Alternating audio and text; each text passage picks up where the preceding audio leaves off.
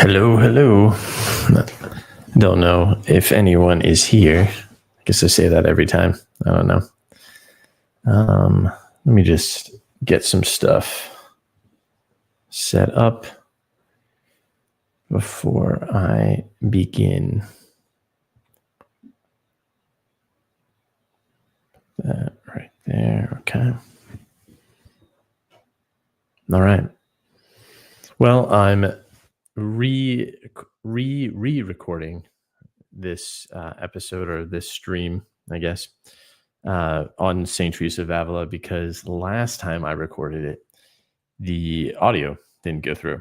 So there was no audio, and I thought it was a really good recording, a really good stream. It was, like 40 minutes long, very concise, very well put together. So I'm kind of sad because then, some of those insights I had then, kind of in the moment, and you lose that after after it's done. So I wasn't able to recapture everything, but I'm hoping that maybe after one go through this second time will be a little better. So I'm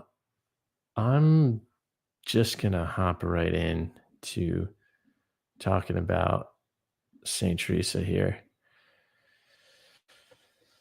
Okay, so I wanted to talk about Saint Teresa of Avila's interior castle for a few reasons that I'd like to get into.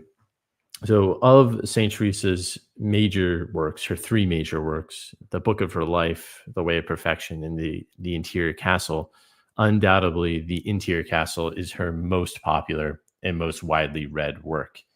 If you go even to any kind of non-Christian bookstores or anything like that, maybe something like a Barnes and Noble, they might even carry this book, where it's unlikely that they would have the Book of Her Life or The Way of Perfection. But the Interior Castle, if anyone's read any books by her or have any books by St. Teresa of Avila, it's going to be the Interior Castle.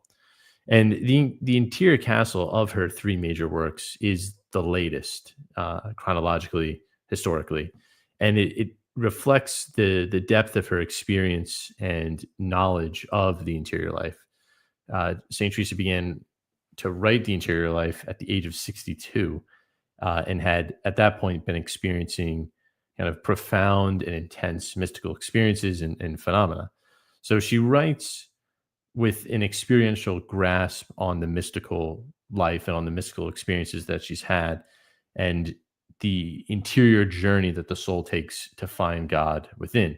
So Teresa's interior castle can be kind of rightly called her spiritual masterpiece. It manifests all of her knowledge and experience, and it's been synthesized and put into more of a systematic treatise on the spiritual life. Some of the topics that she covers in the interior life, she's also covered in her book on her autobiography, and in some ways in The Way of Perfection. But each of those, her autobiography and The Way of Perfection, deal with different topics than what she treats in the interior castle. The interior castle really is her work of her kind of systematic treatment of the interior life and of the spiritual life. One of the eyewitnesses to Saint Teresa writing the interior castle, an eyewitness account, says that she wrote it in such a way that it seemed like she was more in prayer than she was in kind of writing. That it was a book that is about prayer, but more importantly, was inspired and born from prayer. So the book is what she imparts in the book is something kind of mature. Her it's a kind of the culmination of her, is, like I said, experiential and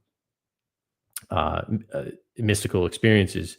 So what she imparts through the book is not just theoretical knowledge of the spiritual life, but highly practical and experiential. So Saint Teresa isn't formally educated in theology or philosophy. And I say formally educated because if you read her writings, she comes off as a highly intelligent and highly educated woman, but she surrounded herself by so many intelligent men, many Dominicans, a few Franciscans, and of course Saint John of the Cross, who was not a Dominican or a Franciscan, but in his early life was educated by the Jesuits, and then at university he would go to the University of Salamanca, where he was educated by a variety of staff, but certainly received a scholastic education, more than likely, probably a Thomistic education. So she, Saint Teresa, values education. She values intelligent men, learned men, as she calls them, and thought that their instruction and advice was invaluable. And so she always sought out their counsel. So you can see the years of maybe not formal education, but years of learning from these men about the finer points of theology, and the interior life helps her kind of hone her own thoughts on the spiritual life. And this all kind of, I said, in a mature work and a synthesized work, comes together in the interior castle. So the interior castle, is said, is regarded as her greatest work, as one of her greatest works, her greatest synthesis. And in this work is her spiritual doctrine is presented in the structure of these 7 dwelling places, or these 7 mansions. And there's a division into 2 groups. So you have the first 3 mansions that deal with human activity and the spiritual life. So what can be achievable through human effort and grace. And the latter 7 mansions are the second group, and this is the more kind of passive and mystical life. This is where mystical phenomena start occurring. But in the first 3 is where she's talking about sort of the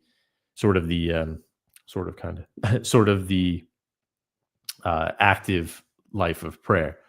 So there's some, if you want to get into the finer points of things, there's some scholarly debate about how exactly Saint Teresa came up with this idea of the castle. Was it using the symbol of the castle? So was it something that just kind of was in the back of her mind, or was it something more mystical? Was it something supernatural or natural, basically? And on several accounts, she says that, and in the Tier Castle itself, she says that she was praying to the Lord to kind of help her speak. She couldn't think of what to write. She couldn't think of what to say. She was writing this book out of obedience. And so she was beseeching the Lord for help. And then she said that there came to my mind how we should consider our souls. We should consider them as a castle made entirely out of a diamond or a clear crystal with many rooms. And she relates this vision in previous works, especially in the book of her life, and I think loosely, or in a way, in the way of perfection. So whether or not, we don't really have to dwell on that for long, but whether or not the inspiration or the vision was supernatural or natural, kind of something springing up from her unconscious, or something purposeful, the purposeful working of her imagination. There's no doubt that this interior castle, this image of the castle in her work, is principally the fruit of her own experience. So she in treating the image of the castle, she says that the outer wall of the castle, the body, is ordinary, but it nonetheless kind of lures the soul's attention away from the castle's inner beauty and brilliance. So what happens inside the castle, that's where their many dwelling places are, and they're arranged in above and below and to the side, and God is dwelling in the center, and his life his life and his light is radiating from the center of the soul. What she's trying to communicate is that the spiritual life, kind of that happens within the soul is, or the spiritual life that happens within the castle is complex, and it's a matter of it's a matter that involves the individual's abilities. There's a diversity of ways of being in the castle, and of the differing spiritual capacities of the people that enter into it. So one reason why I wanted to talk about the interior castle in particular, and especially the first dwelling place, is not simply because the interior castle is Teresa's most famous work, or that the first dwelling place is the logical place to start. And if you're going to talk about a work, start at the beginning. Uh, Really, the reason why I thought it would be best to talk about on when it was her feast day was that I believe that the interior castle and the first dwelling place in the interior castle really illustrate and characterize the whole of Teresa's vision and understanding of the spiritual life. You know, the principal characteristics and hallmarks that define her spirituality: the presence of God within the soul, the beauty of grace, and the ugliness and disfigurement of sin, self knowledge, humility, primacy of prayer. All of these are treated in the interior castle, and especially in this first chapter of the interior castle. So, kind of one of the principal things that we meet right away in her spirituality and in her work is the the presence of God in the soul. So she says that, you know, when we're contemplating the soul, she says we realize that the soul of the just person is nothing else but a paradise where the Lord finds his delight. I don't find anything comparable to the magnificent beauty of the soul and its marvelous capacities. So right away, Saint Teresa is giving us here what I would consider kind of a via positiva, a positive vision of our starting point, and that's with beauty. So she's not starting the second chapter. She'll get into sin, but even then, the principal reason why she talks about sin is because of the great harm that it does to the beauty of the soul. So it's not principally this idea of something ethical or something moralistic or something legalistic. It's more of, as she'll emphasize throughout, the relational aspect that one has with God and the soul, but then also this idea of marring the beauty, and that's principally why, or it's one of the reasons why somebody should avoid sin, is its damaging effects to the relationship that one has with God, and the harm that it does to this beautiful thing that there's nothing in creation like the human soul. So God's presence in the soul is, and as we know, God is present everywhere. Yet it's in the soul that God dwells in a peculiar way, in a particular way. And he dwells there because he finds his delight in the soul. The soul is his paradise. God is the soul of the soul, and in that soul, he imparts life and grace. So he's the source of the soul's beauty, and by dwelling there, he also imparts this supreme value that Saint Teresa is talking about, this dignity and value of the soul. So she goes on and writes that our intellects, however keen, can hardly comprehend the soul, just as it cannot comprehend God. But he himself says that he created us in his own image and likeness. There is such a difference between the creator and the creature.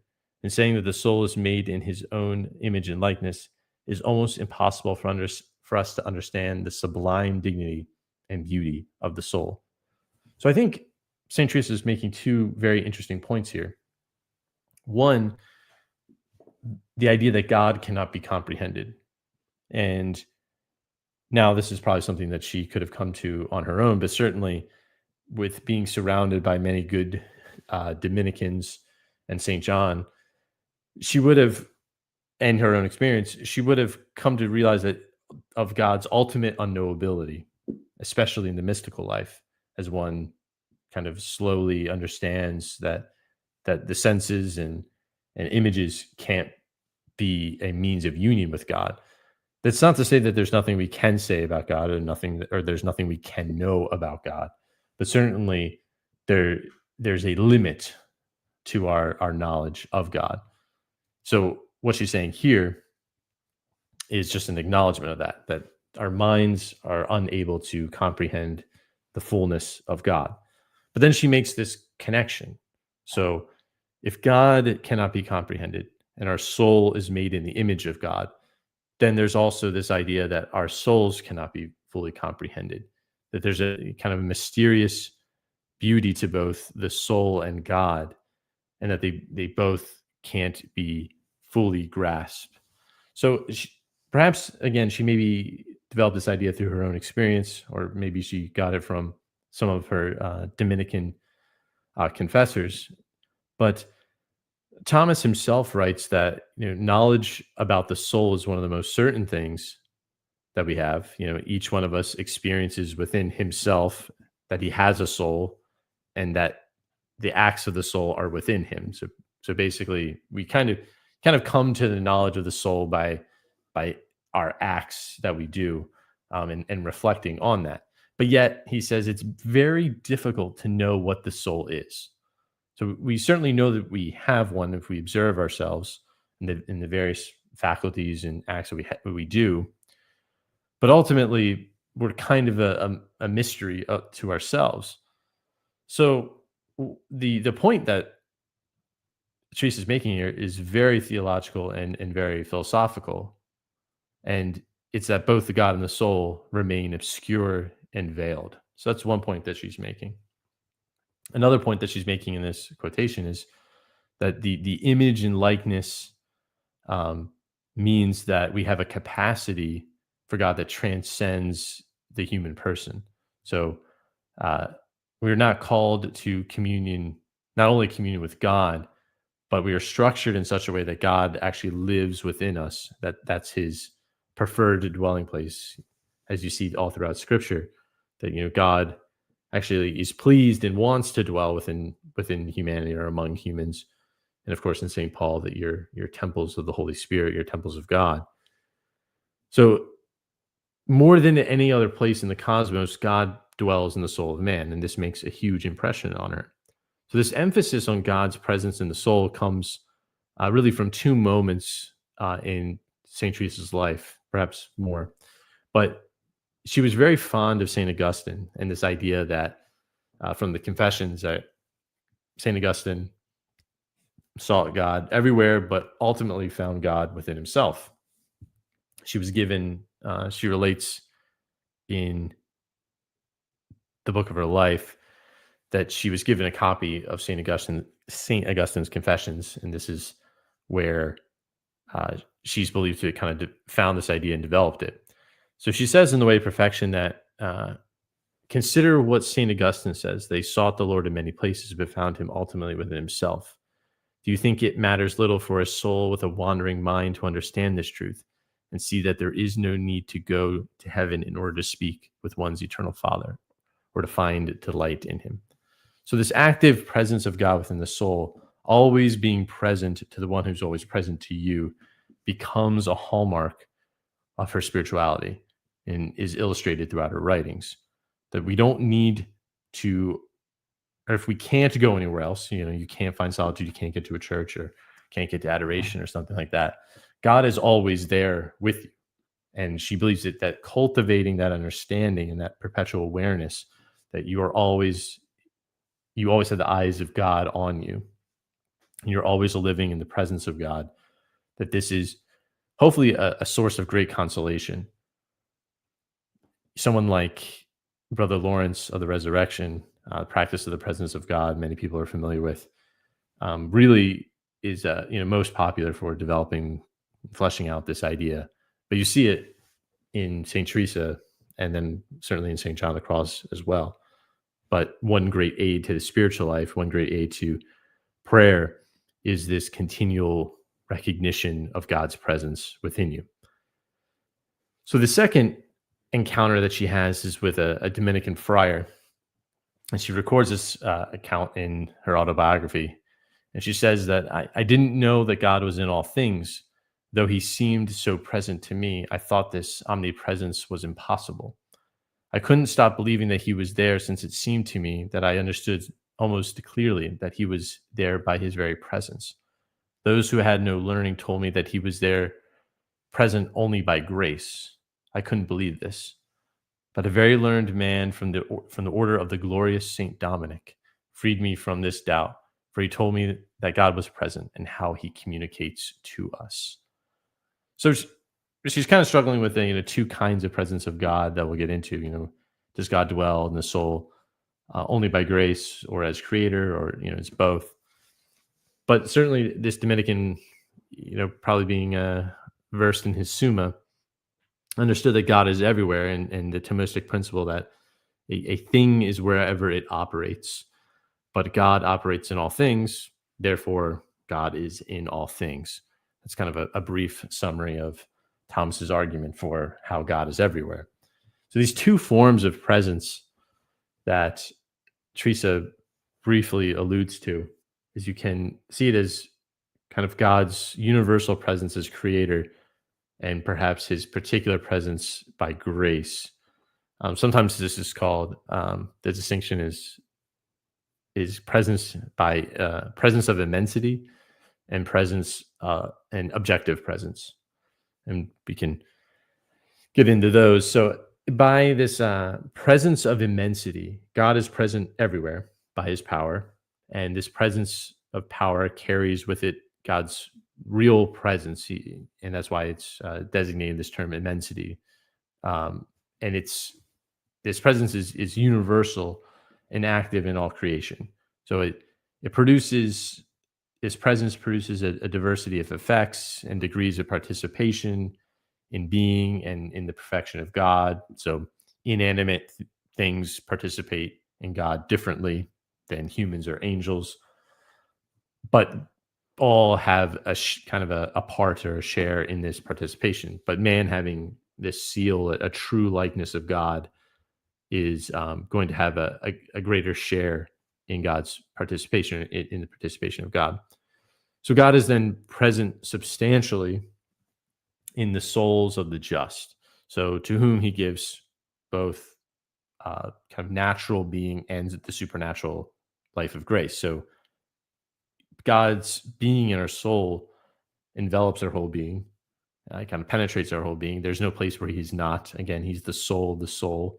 He's the life of our life, kind of the great reality which we're immersed, as St. Paul says, or quotes in Acts 17, I believe. In him we move and have our being.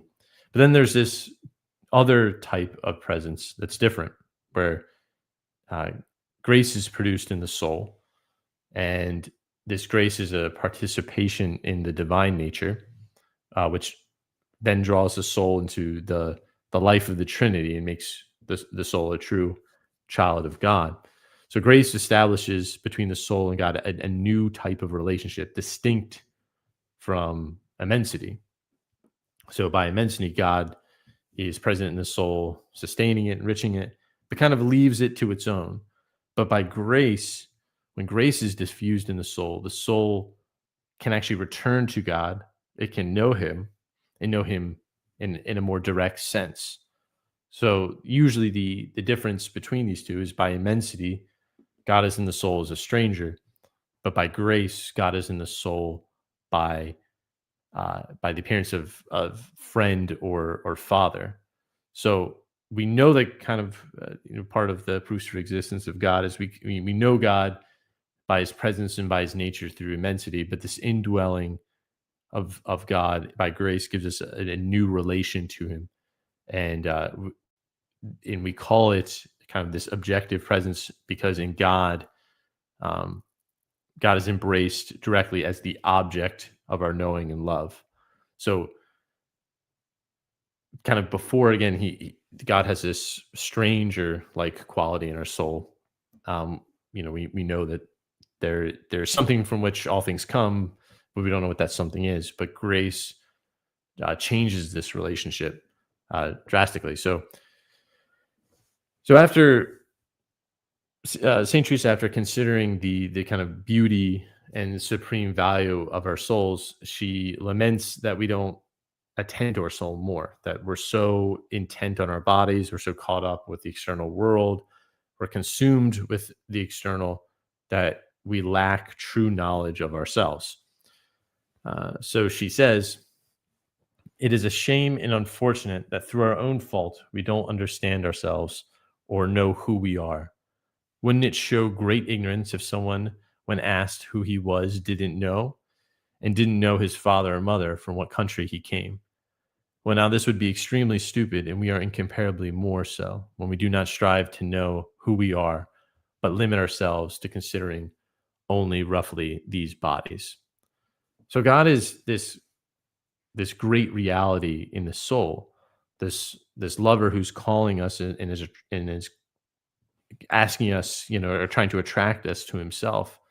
So God must not be forgotten for Teresa. Again, this is the idea of God's presence and why it's so important for the person to continually recall this reality, because we're sense creatures and we can be easily taken up by the world and the entanglements of the world, that we lose this this greater reality within.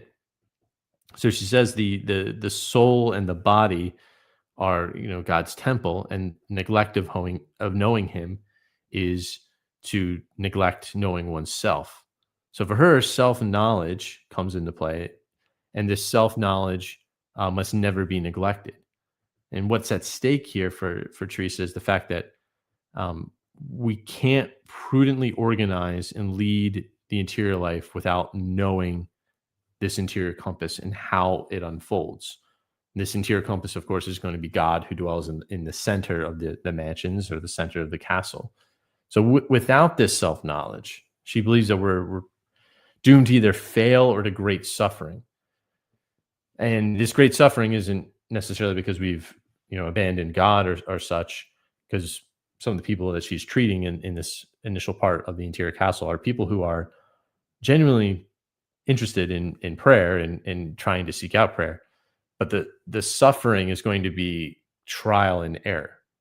They're going to suffer at the hands of bad confessors or bad spiritual directors, as Teresa knows firsthand as she relates. So that the failure of the suffering is because we cannot effectively advance towards God without knowing this structure of the soul and its possibilities and our own defects and the like. So again, it's knowledge of what we are and what we are worth that will permit us to take on the right attitude going forward in this spiritual journey. In fact, she believes that however high a state one attains in the spiritual life, self knowledge can never be neglected. It's always incumbent upon a person. Like, it can't be neglected, can't be forgotten. So she recommends that people, begin and end every period of prayer with a self-examination, to continually, again, call to mind God's presence, but also the ways in which we're perhaps frustrating God's presence. She's well aware of human weakness and human nature's propensity or bent to self-deception. So she's on guard for that, for herself, and then for everyone that she writes for her sisters. So the object of self-knowledge, for Teresa, is going to be God, ultimately. So God is both the end and the beginning of self-knowledge. And Teresa wants to know not only herself and have us know ourselves, uh, but she wants us to know ourselves in order to attain God more securely. So it's in the light of God that she's going to ask for self-knowledge and encourages us to do the same. So she has these kind of two forms of self-knowledge, you could say, kind of psychological and spiritual. So you have sort of knowledge that is attained in natural means, kind of observing one's own behavior, and then this more supernatural or spiritual, I should say, knowledge that is gained through discerning one's position in light of God. So she goes on to say that because we have heard, and because faith tells us so, we know that we have souls, but we seldom consider the precious things that can be found in the soul, or who dwells within it, or its high value. Consequently, little effort is made to preserve its beauty. All of our attention is taken up with the plainness of the diamond setting, or the outer wall of the castle, that is, these bodies of ours. again, she's trying to start with the way of beauty in the positive. That I if you think the outside of the castle is nice, if you think that the setting of the diamond is nice, just think about the beauty of the inside. I think when it comes to the beauty of a castle, the interior of the castle, at least for Americans like myself, we think of castles as something that's very cold or drab. You know, it's just stone. They're overgrown. They're in ruins or something like that. But certainly in Teresa's time and before, you know, inside the interior of castles could be, in fact, very vibrant and very beautiful. It could be very colorful, in fact. So, you know, we have to kind of keep that in mind. Perhaps diamonds are more intelligible to us modern people. But yeah, you know, if someone were to show you a diamond, you wouldn't certainly a diamond ring. You wouldn't admire the setting. You would admire the diamond itself. So what she's saying here is that, you know, as sense creatures, we often live on the level of the senses and neglect interior things. So part of her program here, part of her project, is to move away from the exterior and have us move towards the interior where God dwells. Now, this isn't a rejection of the senses or a rejection of bodily life or anything like that, but it's not the I guess supreme importance. What's supremely important, the first importance, is God that dwells within. So how one comes to understand this, how one comes to move progressively away from the things of the world and into the interior life is through meditation. Meditation will facilitate self knowledge and the continual presence of God. So for Teresa, the attainment of this deeper knowledge of ourselves is an important focus, in fact, of meditation. So she tells us in the first two chapters of the first dwelling place in the interior castle that we must hold two things together, two truths.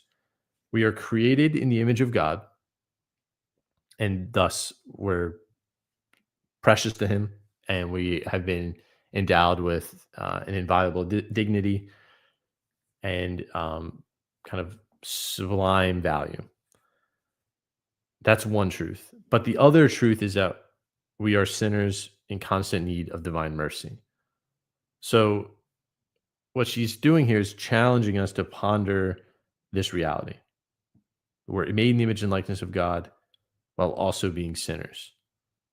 So, we are created to be and to become more than what we are. But also, we must acknowledge how far we are from where God calls one to be. So, we must come to a deeper recognition uh, of sin and its roots and its attachments. And that's the beginning program of these first initial dwelling places in the interior castle. So she talks a lot about that. She talks more about humility, self knowledge, attachments, and um, rooting out sin than she does prayer. Because what she's really calling us to is the mystery, the Christian mystery of redemption and sin, and the need for Christians to cultivate a certain, I guess, virtuous disposition or a virtuous lifestyle, because prayer takes place in the context and in the larger environment of virtuous living, and not just it's not a part. One's bodily existence, how one lives, is not different than one's prayer life. These are going to be mutually reinforced. You can't pray one way and live another. You have to maintain both. So prayer is going to be this essential element for growing in self-knowledge, and this deepening of our recognition of sin is in fact a means to come to deeper recognition of the intimacy that God calls us to and the life that God is calling us to. So we can only come to true knowledge of ourselves by knowing God is revealed in Christ for her. So through prayer, and meditation, as she'll say, a lot of meditation on the humanity of Christ, we come to know ourselves. And in the first chapter of the interior castle, as we've kind of already gone over, she marvels at this at the beauty of the human soul made in the divine image. But in the second chapter, she talks about how this beauty is marred by the reality of sin. She mentions that the entry into the castle, the way into the interior life, is prayer. And for prayer for Teresa is something dynamic, something like friendship or relationship, which can be at times, I guess, lack of a better word, a little, cringe to think about, prayer as a relationship, but it works in her entire framework. It works in her understanding again of why virtue is necessary and why avoiding sin is necessary, because it's about a friendship. It's not about uh, breaking a rule. It's about harming someone you love. Hopefully, is how the interior life is seen. So she frames this in her interior life in prayer as friendship, and and she sees the spiritual life kind of unfold and grow and progress and deepen in the same way human friendships would. So, although the spiritual life is often characterized by stages and steps, you can think about seven mansions, her essential teaching is not to understand the spiritual life as steps, but really as intimacy between friends. So, she's trying to promote a deeper, more profound understanding of prayer, a more profound immersion in Christ, and prayer that's focused on God again, present in the depths of our being. So prayer that is then prayer should then develop and become more quiet, really, and more contemplative in latter stages. As we first begin to pray, there's a lot of words, there's a lot of talking, but really mature prayer for Teresa is one that becomes quiet, one that becomes just being with God. And as prayer grows by making us more present and more attentive towards God living within, this prayer takes on a more kind of profound interior encounter with the personal presence of God. So it's a deeper interiorization of prayer, and then with that comes deeper self knowledge. So this is again this growing interiorization and realization of God. So I just said that for her, prayer is the spiritual life shouldn't be seen as stages or steps, but nonetheless, she does talk about seven mansions. So it seems like there's seven steps to all this. And to be sure, she's giving us a general pattern of progress through prayer and lays out the stages of prayer. But she doesn't believe that her teaching is a one size fits all roadmap for people. As she says, you should think that there are many mansions in heaven, therefore, there are many paths. So you should think of the soul as expansive and there's much space. There's a variety of ways one can be in the same room. You think of a living room. It's you can have two people on two opposite ends of the room, or on two different couches, or whatever it is, one standing, one sitting. So she kind of sees that again as an analogy for the spiritual life. Is there is a general pattern, but how two people can be in the first mansion, the second, or the third are not identical. So she states that her purpose for writing is to explain the various favors God grants to these souls. So she seeks to she believes that we really shouldn't be afraid of learning about these favors, even if we don't receive them, even if we never come to see them ourselves.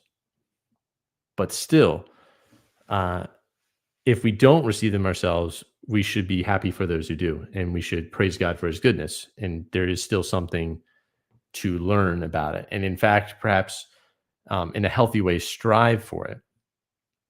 Um, we should certainly, in the mind of Teresa, we should be happy with whatever God gives us, whatever gifts or favors or consolation he gives or doesn't give.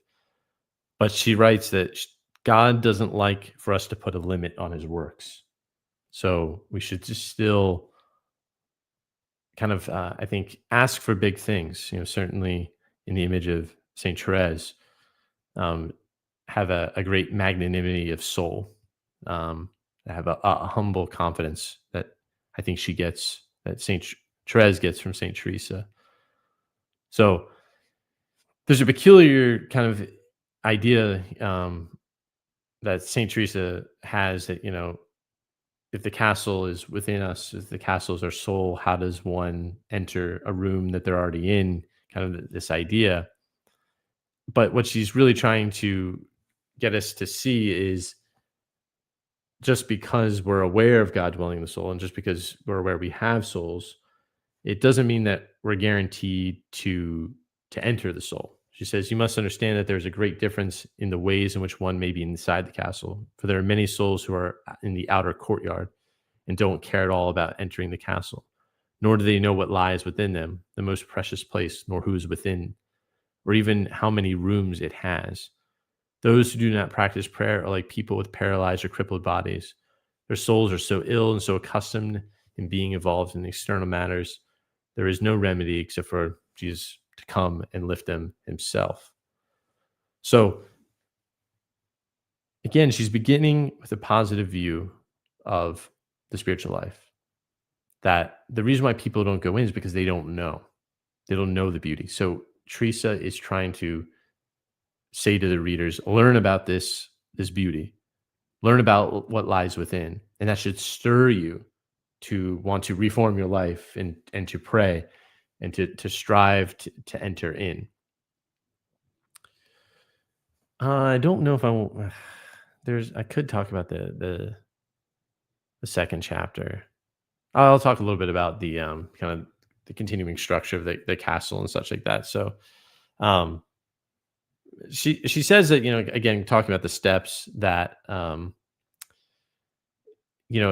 we shouldn't think of the progression in the interior castle as one that, one stage follows after the other, because like the interior castle is dynamic, it's fluid, it's moving. So there's this idea that one can kind of slip in and out of different rooms. One can enter different rooms at different stages, or at different. Some people will struggle with certain mansions and such, and she really is, again, just kind of giving you a little bit of a roadmap, a little bit of a pattern and structure to generally know if there's progress or not. But I think more importantly, um, and certainly got this advice from St. John of the Cross, you don't want to act as if you're in one dwelling place when you're actually in another. So St. John of the Cross talks about meditation, discursive meditation, and when do you give it up? When does somebody know when they're kind of on the threshold of the lower stages of contemplation, we'll say. And if you don't know what you're doing, you don't know where you are, and your spiritual director doesn't know, then you might be recommended to continue discursive prayer when God is actually asking you to give up discursive prayer. So St. John of the Cross says that people wear themselves out. They're stressing out their imagination. They're trying to continue discursive prayer. It's not working, and they keep going back to it and back to it and back to it. But God is actually asking them to let go and to enter into contemplation. So same thing kind of here. It's if you're making progress, and if God is slowly granting you what Teresa would call the prayer of the recollection of silence, or the quiet recollection. You go to sit down to pray, and kind of immediately God puts you into a quiet mode. God puts you into quiet recollection. don't mess with it. Just leave it. But if you think you're still outside the castle and you need to wear yourself out with meditation, then you're actually kind of confused. So she's just again giving you kind of a basic idea. Okay, if I've done these things and if I'm kind of progressing in this way, how how should I behave? What should I expect? And that's really it. Now, a lot of this is also understanding that perhaps you have a spiritual director or you have someone you can talk to about this because you know from reading St. John, St. Teresa, and the other Carmelites, other spiritual authors, from my own personal experience and experience of others, you do really need an objective third party. You shouldn't, to the best of your ability, take a lot of spiritual practices on by your own free will or try to make sense of mystical phenomena. So, and I use that pretty broadly because I think people can have kind of a low level mystical phenomena. Again, you're not perhaps having visions or seeing God, but perhaps you hear something and you kind of wonder what to make of it. Um, but yeah, uh, you know, I'll end with her her emphasis again on self knowledge and humility. She offers advice on how to grow in self knowledge, and she says that it should be done by pondering the grandeurs of God. So the soul will discover its lowliness better by thinking of God than it will by kind of this self absorption. And that's I think a problem with that some people have or some people experience with self knowledge is it's the light of God that we will discover who we are. And her advice is that the soul should seek to know itself not by overly examining itself, but by understanding itself in relation to something else, in relation to God. So we search ourselves under the light of God. So she writes, in my opinion, we shall never completely know ourselves if we don't strive to know God. By gazing at his grandeur, we get in touch with our lowliness. So there's a false humility in thinking too much about ourselves and our own misery. We think we're examining our conscience, we think we're growing in holiness, when really it could just be false humility. And it's a shift away from God actually towards self-absorption. So for Teresa, humility is walking in the truth about ourselves, both that we're created in the image of God and we're precious to him, but that we're also creatures and sinners. So self-knowledge is this critical factor at every stage of prayer and one's recognition of one's position before God. Okay, so we'll end it there. If you were watching or you rewatch this at some point, tell me what you think. You can DM me, leave me a comment, find me on YouTube and X. So, yeah, let me know what you think. Thank you all for listening and have a good evening.